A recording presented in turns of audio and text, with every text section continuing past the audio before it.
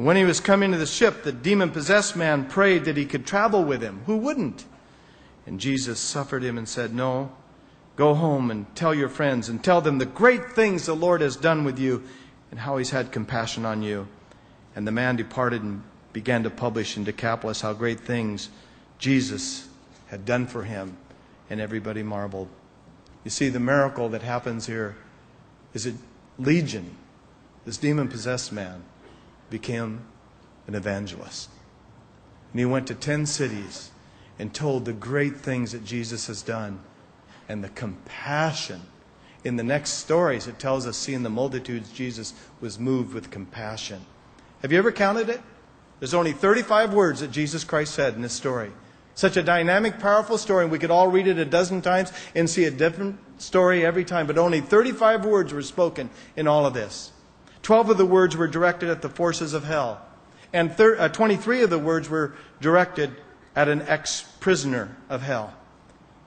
He gave twice the attention to the man that needed the love. This man was lost. I understand, because I am Legion. When I ended up here 37 years ago, I had gone so insane because of LSD. I was at a party in Costa Mesa one night where I was given an overdose that I was told later had strychnine in it and rat poison. And I was going to be the brunt of the joke for a little sacrifice. And I didn't know the people I was with. At 8 o'clock that night, I knew that I was dying from an overdose, and I begged them to take me to Hoag Hospital. And they laughed at me. And all I can remember, no matter what happened, it makes no difference. It was real because of the hallucinatory. My pants were the only thing I had on. They took my shoes and my socks and my watch and everything. And I remember this guy talking to me, and I was down on the floor with my hands behind my back, tied in a bag over my head. And I remember watching this guy that was a Charles Manson type of a fellow. He actually came to Calvary Chapel after I got saved. And I asked him, "Do you think that you're possessed with demons?" And he says, "I know I am." And he had a posse that followed him everywhere through Costa Mesa. He was a bad guy. And he was demonic. And I said, "Look at me, I'm a changed man. Do you remember that night in your house? Give your heart to Jesus." He said, "No, I won't." "Why do you want that?" He said, "The demons give me power." And he denied Christ. Well, that night a gun went off. I don't know if they shot it in the ceiling or in the floor or blank.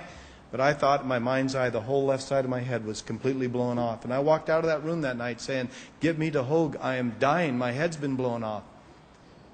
I spent 17 months. The next week I turned myself into Laguna Beach Police Department. And they took me to the Orange County Medical Center. And I spent a week there voluntarily. And they gave me a doctor from Newport Beach, and it took him 17 months to get me to believe that I was alive. Oh, I could walk and I could brush my teeth, but I'd disappear in the mirror. If you and I met at Albertsons or some grocery store or up on Harbor Boulevard somewhere, and I was talking to you, you'd disappear. I was gone. I knew in my mind that I was crippled the rest of my life. I'd never be a normal human being. My wife and I got divorced after 3 years of marriage. She saw that I went nuts. She didn't want anything to do with me. God had a call on my life, but I ran from it. And she did the wisest thing in divorcing. And I went completely lunatic. And I remember being put in a room where they were going to strap me down on a bed. And I said, "I'll be the nicest guy. Don't strap me down. Nor will I drink your Kool-Aid because I know you've got it laced." I wouldn't do that. And I went back to school at Orange Coast College. And after 2 years of psychotherapy and thinking I was nuts, I said, "You know what? My brother and his communist friends are ruining this campus. I'm going to run for student body president." And I'd get up and I'd speak about mother, apple pie, New York Yankees. I didn't know what I was talking about. Christians from Calvary Chapel would come and say, "Hey, are you a Christian?" So, "Of course I am, an American." No. Are you born again?" Well, I was heavy into Eastern mysticism.